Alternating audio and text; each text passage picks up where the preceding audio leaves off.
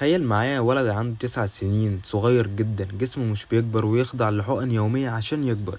ده ميسي. بس اللي حصل بعد كده مش مجرد الكورة، دي حكاية كفاح من غير صوت عالي.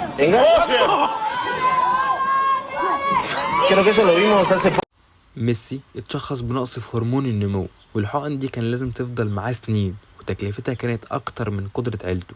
بس كان الطفل ده عنده حاجة مش بتظهر على جسمه الضعيف، حاجة جوه روحه اللي بيخليك تقدر تكمل حتى لما الدنيا تضيق.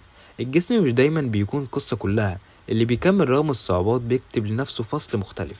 ناس كتير كانوا يشوفوه صغير وضعيف، وكتير كانوا بيضحكوا عليه في البداية، بس لما رجله تلمس الكورة كانت النهاية مختلفة. موهبته كانت في عقله مش في قوة رجله بس. لعبه كان سيمفونية مش مجرد خطوات، والذكاء مش دايما بيتقاس بالقوة، ساعات هو الصمت اللي بتسمعه مش بس اللي بتشوفه. أغرب حاجة إن برشلونة ما كانوش متأكدين من إنهم يضموه بسبب حالته الصحية، لكن واحد من الناس قرر يخاطر ويمضيه على منديل، وكانت هنا بداية الأسطورة.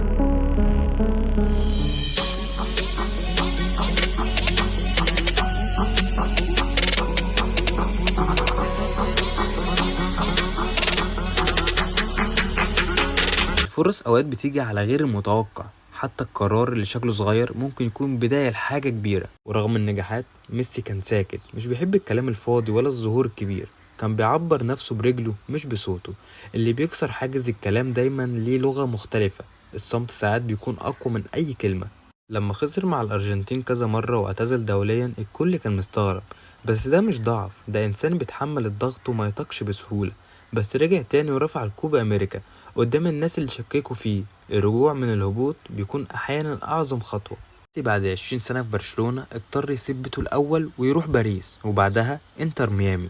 ده مش قرار عادي، لكن نجوميته عمرها ما توقفت، والبهجة عمرها ما غابت. حتى لما بتتغير أماكننا، النور اللي جواك بيظل ثابت. وفي النهاية أحب أقولك، ميسي مش بس لاعب، هو قصة عن إزاي نقدر نتحمل ونكمل ونبدع حتى لما الدنيا تكون ضدنا.